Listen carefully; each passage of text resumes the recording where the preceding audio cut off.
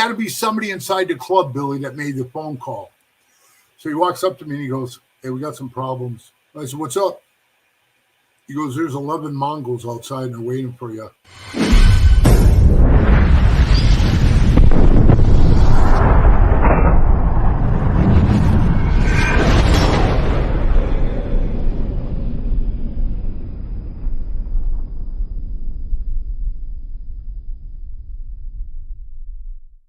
Welcome to this episode of Chattin with Staxx. I'm your host, Bill Staxx, and today I got PeeWee. They're playing like they're the movie, right? They're waiting at an exit. It's a TV show, bro. Yeah, the TV show. Like they're sitting at an exit waiting for them to pass. Like that sounds like a movie type shit. Yeah. You were well out of the club by the time this happened, right? Oh, yeah. I was already living where I am now, and yeah, I went back, Billy, for my daughter's wedding. It was last November. Yeah. I walked her down the aisle and stuff, and no situations happened during that one. That wedding. Yeah, they did. Swear to God. Yeah, I jinxed it, bro. I jinxed it. I'll tell you how. I'll tell you in a minute.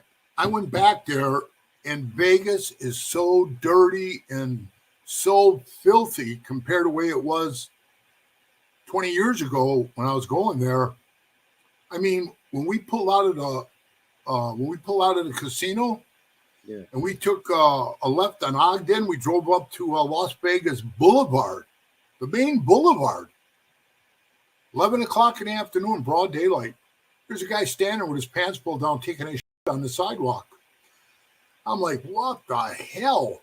And then then the next day we're driving around, and this girl's got her pants pulled out. She's taking a piss in some dirt, when we drive by. I mean, broad daylight.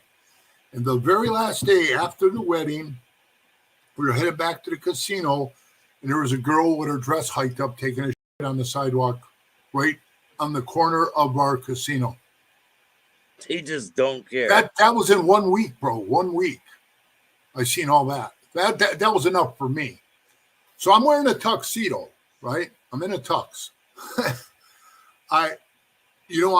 On the A&E interview, I said, yeah, I got a wedding coming up. My daughter's next. Let's hope, no Mongols show up at that one. So we get done. The wedding goes off. We had it over by, my buddy's place, the Italian place.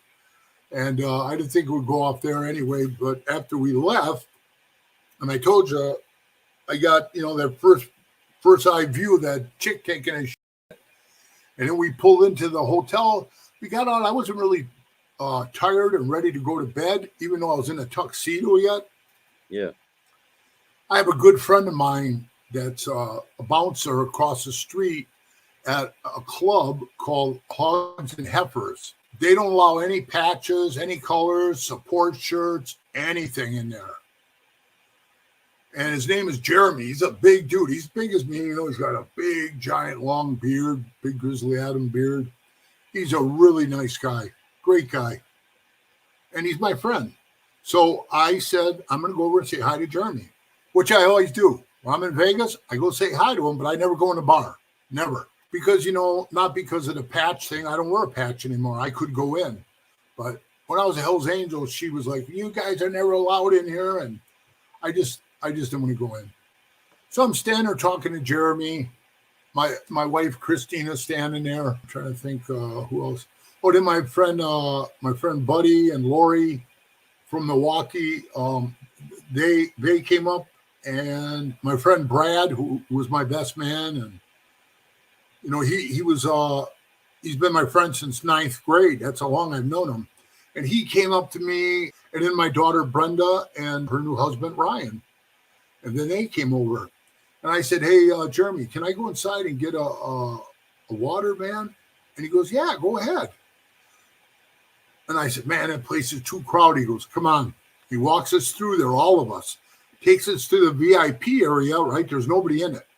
Yeah. We go in the VIP area, and I go over and I get a water and stuff. And then we're standing there. I'm drinking a water, and Jeremy walks in. And he said, it had to be somebody inside the club, Billy, that made the phone call. So he walks up to me and he goes, hey, we got some problems. I said, what's up? He goes, there's 11 Mongols outside and they're waiting for you. Okay. So what I'm saying is, like, nobody even knew about this, right? This is the first time this is ever being told, even, you know what I mean, on a show or. Yeah. Except my personal friends that know about this and the people that were there. And I stood there and he says, I know they're here waiting for you. And I asked the questions because here's how you can tell, you know, you're set in the mode, you know, the mood for this whole incident that's going to happen again. I said, I didn't hear any bikes pull up. And he goes, oh, they came in a van. I said, how many of them? 11. He says, one says West Virginia, 5 say Nevada, and 5 say California. I said, they got their patches on? He said, no, they're wearing soft colors. They're wearing T-shirts. But here's the key thing, Billy. They're wearing T-shirts. So that still keeps them out of the bar because they're wearing patches. Yeah. Now, if they would have been a little smarter than that, they would have just wore regular shirts and they could have walked in and we could have got it on right away. Yeah. But, you know, then they are who they are. So they're standing outside. I look at the door. I see this guy with his face, this fucking ugly fucker looks in, you know, his face is all tatted up. And he's looking at the tall guy. He walks away and Jeremy goes, yeah, man, what do you want to do, Pee-wee? I mean, this is going to be bad. I said, well, I guess I'll just walk out there and deal with it. And he goes, well, come on, man. They're not going to fight with you. They're going to stick you, shoot you or something. And I said, you know, the saddest part about it is, man, paid like $1,000 for this goddamn tuxedo, and I hate to have any holes punched in it, you know? Yeah. But I didn't believe, like, you know, that I was, it's up here in your brain, you know? It's just like, well, they ain't going to kill me. My wife starts crying, you know, oh my God, here we go. Let's go out the back door. You got a back door here? And Jeremy goes, yeah, I got a back door. And Brad goes, I'll go get the car. I'll pull it around the back. You come out the back and we'll be out of here. I go, hold on a minute. Hold on. I'm not a backdoor guy. I'm not going. I'm never in my life hid from anybody. Even when I was at Hell's Angel and we're going to have confrontations, I was right up in front. I mean, front line. When I wore that tag, frontline crew, that's because what I was. So I said, I'll deal with this. And my friends all, you know, well, we're going up there with you. And I said, no. Because none of these guys were no bike clubs. They didn't even ride bikes. It doesn't matter that you're not a member at this point.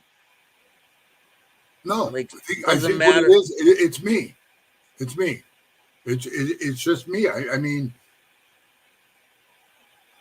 leave me the fuck alone, man. That's what I say. Yeah. Because, I mean, I'm not going back to prison for a fist fight. If I'm going back to prison, man, I might as well just do the dirty deed right there and get it done.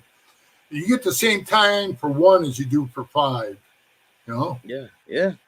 So, and, you know, I try to put that out there even with, when I hear these stories when outlaws are looking for me. What for? I'm out of the club. I've been out 14 years. Leave me the fuck alone. Somebody's going to get killed here, man. Yeah, it may be me. But I know for sure, man, I'm not going to go to prison again for a fist fight. No way, man. So I told him I'm going out the door and I don't want you guys coming with me. And my wife was getting a little more crazier, you know. You're going to do this, you know. You're going to go out there to prove you're a tough guy. You're going to get killed and all shit. I wasn't doing that to be a tough guy and shit, Billy. I was just being my fucking self, you know. Yeah. And I was seriously just going to walk out and say to him, "What's up? What's up, dudes? You know, what's up, fellas? I mean, why do you have a beef with me? I've been out of club 14 years. I don't have any beef with you. I don't give 2 shits about you. I don't give 2 shits about the Hells Angels, or I don't give a shit about anybody, really, club-wise. So why? You know? And if they turn around and started plunging me, you know what I mean? I got to be honest with you. I just told you, I'm in a tux. I didn't have a gun on me. I didn't have a knife on me. I didn't have nothing. So I said, well, I finished this water. I'm going to walk out there, you know. And I'm going to tell you, it was really weird because half the bar cleared out. The bar was packed. Half the bar cleared out. They could feel the tension with a knife. And then all of a sudden, those guys all walked past the door, and I seen them. And they went down to the corner to get a drink because, you know, they're standing out there. They had nothing to drink. So they're all thirsty. They went down to get a drink. And Jeremy comes in. Come on, dude. Come on, man. You know, I don't want to see nothing bad happen to you. And he had this black dude down there bouncing with him. Big dude. He was. I met him that night. I can't remember his name. Really cool dude. And this other big white guy. And he told me, hey, we'll help you if the fight breaks out at the door. But they can't go onto the public street and do it because then, you know, it's a lawsuit. So I said, oh, you know, okay. So it gives me more guys on my team, you know, but that isn't really what I was looking for, Billy. I wasn't looking for another, because, you know, on my paperwork, it said if I get in another fight in Las Vegas and I get charged with a felony battery, I'm doing 5 to 12 years on a small bitch. Yeah, you don't want that. Oh, bro, that's why I said, man, I might as well, when in doubt, pull it out, shoot it out, man, because I'm not gonna do 5 to 12 years for a fucking fight. I might as well pull it out and just start smoking it. You know, when they walked down in the corner, I still had that pride in me where I said, nah, I'm not gonna run out the fucking door. It was like, go, because right across the street was my hotel, bro. All you had to do was cross the street and you're right in the doors. I walked to the door and I gave the guy a hug at the door. I gave the big black guy a hug. You know what I mean? I said, hey, nice meeting you, man. Take care, bro. I give Jeremy a hug. And when I hug him, he says, will you get the fuck out of here? Because he didn't want to see it go down. And I just walked nonchalant across the street. You know, my wife's going, come on, could you walk any slower? I don't know if I was trying to like provoke it, but I just wanted to make it look like I wasn't running from nobody, you know what I mean? Yeah. But I felt that way inside my inner guts. So yeah, it would have happened again at another wedding. Oh yeah. I thought that would be I would have never said that story to you if you wouldn't have asked me. So they left. They were like, oh no. Then they came back and then they looked inside and I was gone and I don't know what happened after that. I haven't talked to Jeremy, you know, so I think they probably came back, looked inside, said, son of a bitch, he darted, you know. So they hold grudges regardless whether you're in the club, out of the club. Just because you're out of the club doesn't mean it's all squashed. Right. That's sad. It is. It really is, bro, because I wrote this in my book. I said, hey, why do you want to fuck with me? I'm talking like, you know, angels. I don't talk shit about them. I don't say I hate them. You know, I regret it. Fuck those guys. I never say anything like that. I was happy being a Hell's Angel, and I was glad I did it. You know what I mean? But that's your the old experience. School. Right, that's the old school Hell's Angel. The way they go now, I wouldn't want no part of it. The respect level that they get, and just the people now that they're taking in, and I'm glad I'm out. I'm thankful to God that I'm out. You know what I mean? I heard a story. There was an old timer who was out of the club long time. He was old, and he was telling people that he was a Hell's Angel at one point. And these younger Hell's Angels caught wind that he was saying he was a Hell's Angel, and they came and beat the shit out of him. Did you see that?